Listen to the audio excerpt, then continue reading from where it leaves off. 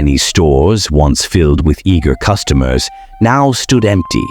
His real estate investments were worthless. The empire he had built over decades was collapsing around him, and there was nothing he could do to stop it. He was no longer the master of his own destiny. For the first time in his life, James Cash Penney, or Jim, as he was affectionately called, was born in 1875 in Hamilton, Missouri, to a deeply religious family. His father was a Baptist preacher, and growing up, Jim's life revolved around church, family, and hard work. From an early age, his father instilled in him a strong sense of morality and the importance of faith in God. Every Sunday, his family attended church, and every night they would gather for prayer. Young Jim believed that the lessons from the Bible were not just teachings, but guiding principles for life. By the time he was a teenager, Jim's faith was firm. He believed that if you lived by the golden rule, do unto others as you would have them do unto you, you would prosper. This faith in both God and the power of kindness would become the foundation for his business and life. When he started his first store in Kemmerer, Wyoming, he named it the Golden Rule Store, not just because it was a catchy name, but because he believed that business, like life, should be built on treating others fairly and honestly. The store was a reflection of his faith. He priced items reasonably, treated his employees with respect, and made sure that every customer left with a smile. His reputation spread and the store flourished. As Penney's business grew, so did his ambitions. By 1913, he had rebranded the stores under his name, J.C. Penney, and opened hundreds of locations across the country. It was the American dream come to life. Every decision he made seemed to turn into gold. His company was expanding rapidly, and wealth was flowing in. Penney, the young man who had once prayed every night for God's guidance, was now running one of the most successful retail chains in the nation. His name was synonymous with success, and people looked up to him as a symbol of the American entrepreneurial spirit. Penney's life became a whirlwind of success, fame, and fortune. But somewhere along the way, something inside him began to shift. The more he gained in wealth, the more he believed that his success was his doing, that it was his hard work, his sharp mind, and his genius for business that had brought him to this point. Slowly, Penney's faith in God took a back seat. The once humble and prayerful man started relying on his abilities and decisions rather than seeking divine guidance. It started subtly. He stopped going to church regularly, citing his busy schedule as the reason. His prayers became less frequent, often rushed or half-hearted. He became more focused on expanding his empire, investing in new ventures, real estate, and the stock market.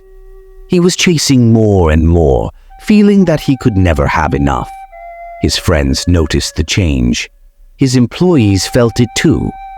The warm, approachable man who treated his workers like family was becoming distant, more obsessed with profits and success. He had forgotten the golden rule, the very principle that had built his business. J.C. Penney was slowly but surely slipping away from the faith that had once been his anchor. Then, in 1929, the unthinkable happened. The stock market crashed and the country was plunged into the Great Depression. For J.C. Penney, the crash was more than just a business challenge. It was a personal catastrophe. In the years leading up to the crash, Penney had been heavily investing in real estate and other ventures, confident that his success would continue indefinitely. He had borrowed large sums of money to finance his business expansions, and now, with the economy in ruins, he found himself drowning in debt. Penney's stores, once filled with eager customers, now stood empty. His real estate investments were worthless. The empire he had built over decades was collapsing around him, and there was nothing he could do to stop it. He was no longer the master of his own destiny. For the first time in his life, J.C. Penney felt utterly helpless. The stress was unbearable. Creditors hounded him day and night, demanding repayment of debts he could no longer afford. his business, his pride, his sense of control. Everything was slipping through his fingers. As the months went by, Penney's mental and physical health deteriorated. The once confident and strong businessman became a shadow of his former self. He could hardly sleep, and when he did, it was fitful, tormented by nightmares of losing everything he had worked so hard for. Anxiety clawed at him day and night, leaving him exhausted, frail, and hopeless. One evening, Penney sat alone in his office, staring blankly at a pile of unpaid bills and legal notices.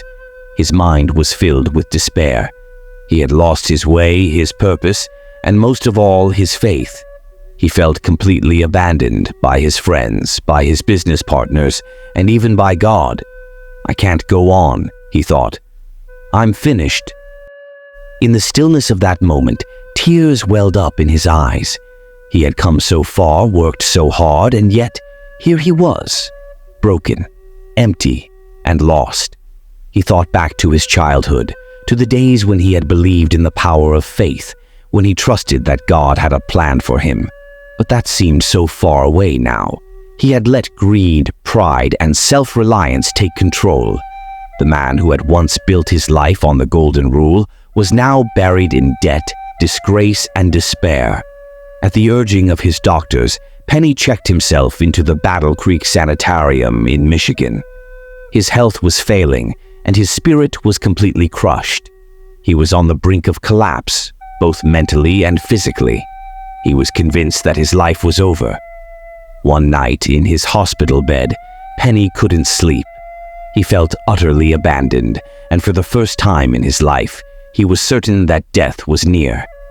The weight of his mistakes, his pride, and his failures pressed down on him like a heavy stone.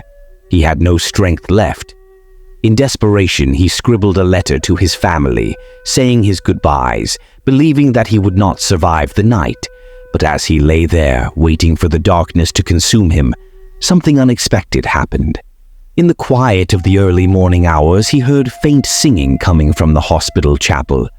The sound was soft at first, but then it grew louder, more distinct. He strained to listen, and the words reached his ears. "Be not dismayed, whate'er betide, God will take care of you. Beneath his wings of love abide. God will take care of you." The familiar melody, the words of the old hymn, pierced through the fog of despair that had clouded his heart. Penney's body trembled as the memories of his childhood rushed back. His mother's voice singing hymns in their small Missouri home, his father's prayers at the dinner table, the warmth of faith he had once known but had long since forgotten. He found himself weeping uncontrollably. For the first time in years, he felt the presence of God. It was as if the music had cracked open the walls he had built around his heart. Penney fell to his knees beside his bed, his body shaking with sobs. "God, forgive me," he whispered through his tears. "I've been so wrong. I thought I could do it all on my own, but I was blind. I need you. I can't do this without you." In that chapel, J.C. Penney gave his heart back to God.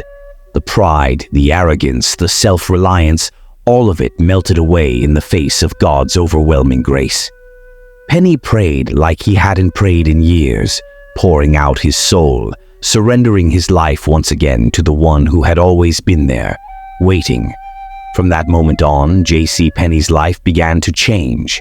Though his financial problems didn't disappear overnight, the weight of despair lifted from his shoulders. He returned to his business with a renewed sense of purpose, not for wealth or success, but to live out his faith. He rebuilt his business, but this time it was different.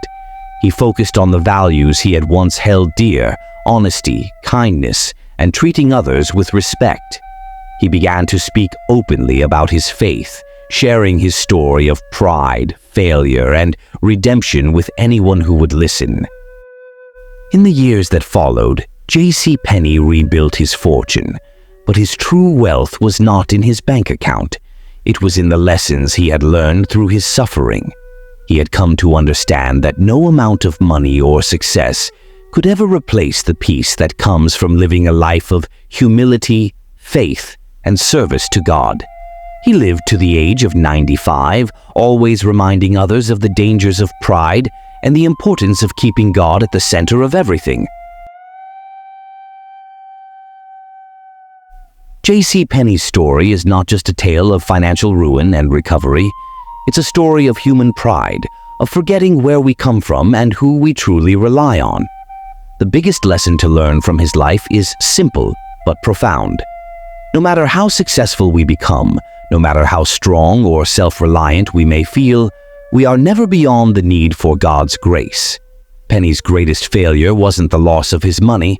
It was losing sight of the faith that had once been the cornerstone of his life. He allowed pride and greed to lead him down a path of destruction. But even in his darkest hour, God never abandoned him. In his lowest moment, when he had nothing left to give, God reached out to him through the simple words of a hymn and reminded him of the love that had always been there. To anyone hearing this story, take heed of J.C. Penney's journey. Beware of pride. Beware of thinking that you can do it all on your own. Success can be intoxicating, but it can also blind you to the things that matter most. Wealth, fame, and power may seem important, but they are fleeting. The true measure of success is in how we live our lives, how we treat others, and whether we stay connected to our faith. Do not wait until you are broken and at the end of your rope to turn to God. Keep Him at the center of your life through every success and every failure. Remember that true strength doesn't come from within, it comes from above. J.C. Penney learned that lesson the hard way. Let his story be a reminder that no matter how far you stray, it is never too late to turn back to God. Never forget the source of your strength.